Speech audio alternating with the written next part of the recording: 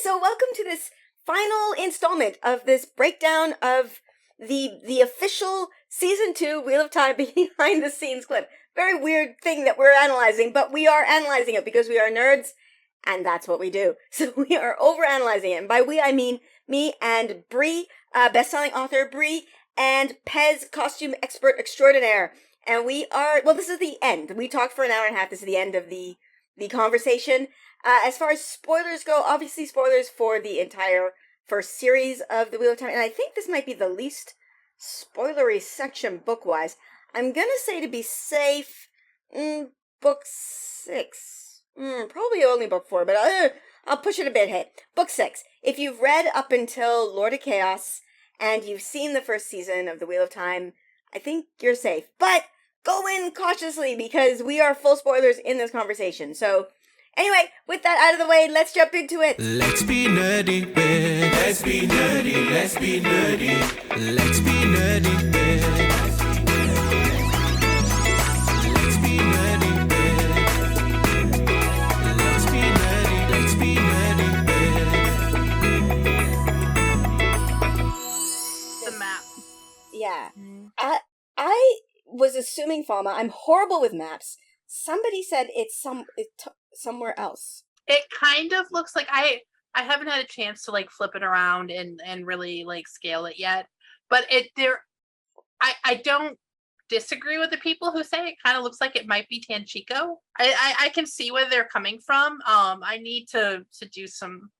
I was trying to do it earlier and my Photoshop was deciding to crash, so I just didn't get around to it. The White Cloaks were there, weren't they? Because this is White Cloaks behind this map. Yes. Yeah. I mean it's the White Cloaks versus the Shanchan, but I don't know for sure what. I mean, Rafe called it foam, so I mean I'm pretty sure that the map is probably just somebody taking liberties, whatever. Right. Okay. Oh, you know what? This is really interesting though, because look at this river delta here on the right by the boats, and then think about what we saw with the river and the tower in the last photo we were looking at. Oh, yeah, there was a river behind the tower, yeah. It does, like, one thing I will say is that, like, that delta definitely reminded me of Tyr, Fingers of the Dragon, but, like, I don't think that that's what that is. No, I think that the map, probably they have taken some liberties, and that if we try to like match it up exactly with the contradictory book maps, we are going to end in a bad place. Right. But I like, this is very clearly Shanchan versus, and then because there's White Cloaks, it's White Cloaks. I mean, yeah, we've got siege towers, we've got horses, we've got shields. Okay, I was gonna say rock monsters. Like rock monsters. I was gonna say blobs of cheese. Well, I was taking it to mean like infantry versus cavalry. No, I'm going with rock monsters. Rock monsters works. Let's look at this baby. Oh man, this is mental health. Yeah. Issues, Rand. That's blood. I think. Yep. Blood definitely has blood on over him. Yeah. So I can't think, but like the blood made me go, oh, this is when he's killed some dogs. But he's inside, so I don't know. But he's got blood all over him. Didn't he kill a whole bunch of people in book? Yes, he did. 3? I tried him. I personally headcanon that out. So legit. Yeah. But as you were talking, I was like, that's right. He also does a thing that I pretend doesn't happen. There's a lot of does things. Orange glow on this, like behind him, on the wood, on his face. Yeah.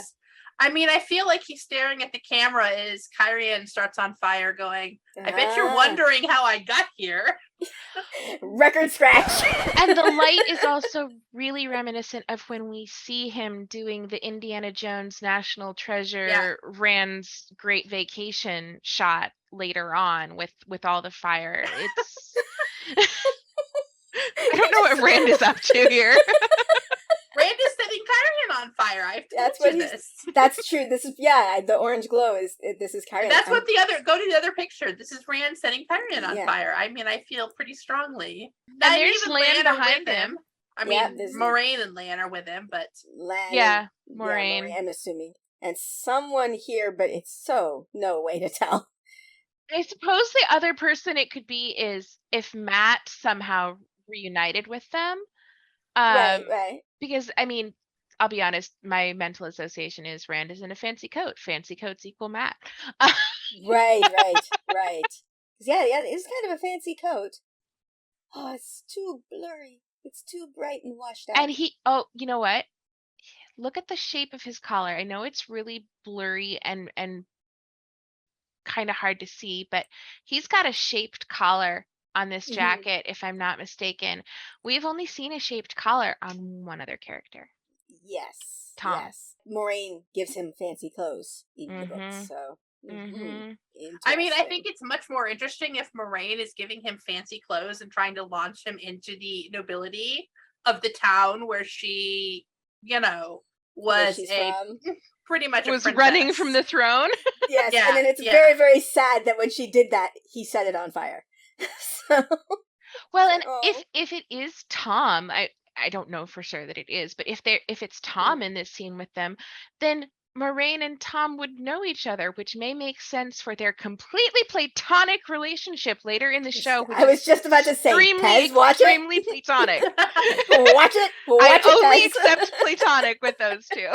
I personally think that if Tom does come back in season 2, his job is going to be getting Matt back to the plot. Yeah, I agree. Maybe with a pirate friend. Yeah, pirate friend. Okay, any thoughts on this? This is a very interesting coat. Yes, it is. I think this is Rand in the, what do you call it? The outer part of Cairhien? The foregate. Somebody turned Matt's shabby coat inside out. Well, and what's really interesting to me about this, I'm going to go on a tangent here, but there's a textile very similar to this on the mood boards in the behind the scenes featurette on the costumes from season 1, but they didn't show us the name of the place. Oh. And I feel like that might be on purpose. But looking at the people in the background, especially the person here, I feel like you could make a very reasonable argument that person is in a form of, as they were calling it in the behind the scenes costume video, Chinese lower class dress. Okay. And that is explicitly what they said was the inspiration for the men in Cairhien.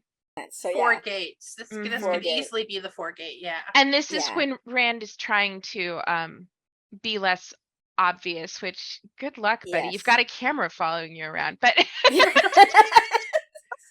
sorry, yes. I think this is the foregate exploding. Oh, yeah. Yeah. This is Rand. This is the literal fire, I think, that Rand sets in Cairhien. But he does leave a civil war in his wake, which is the metaphorical fire that he sets in Cairhien. But I think that's what this is. Yeah. I could totally see that. Running from the chapter house. Foregate looks very flammable. It does. Yeah. They really do need safety regulations in Randland. Like, there's no ledges. We need the OSHA Aja. Look at all the flammable things. Here's a stack of wood under our flammable candles, underneath our reeds and thatch. Yes. We need the OSHA Aja. They wear On safety top of yellow and fluorescent reflectives. And oh my god, the OSHA Aja. I want that so much. I want it so much. Bree, you came to some really cool conclusions about this. I saw on Twitter I don't know today. if I changed my mind like 5 minutes ago, like before we started. Okay, but I do like, this was like all day I have been pretty sure, and I still am feeling this, even if it's not who this is. This is a Layman Sin situation. Yeah. Because that door above whoever this is, who I did think was Layman, but right before we started, I got a tweet from someone who was like, maybe you're making this too complicated, and this is just Barthanes when he's older. Because we know we've cast young, hot Barthanes, and everybody was like, what is going on? Why is this old dude, like, why is Moraine's uncle, like, a hot 20, 30-something year old? Right. And that, I feel like that's going to be a flashback to the precipitation of the Aiel War, which will basically set up, Moraine's fallen house situation, will tell us why there was a lady having a baby on a frozen mountain who turned out to be Rand. Will explain a bunch of stuff about these wacky Tracan Damodred kids and their very dysfunctional family. There's like so many situations that could be explained by this one cold open. So I feel like before Rand sets Cairhien on fire, we're going to find out about that time that Moraine's uncle also tried to set Cairhien on fire. Yes, by cutting down a tree. Yeah. Well, Yes. the symmetry as well, because the Aiel set Cairhien on fire. The Aiel set Cairhien on fire. Yeah. And this, to me, like, I was watching you on the Dusty Wheel, people were throwing out women's names. This does look like a man to me.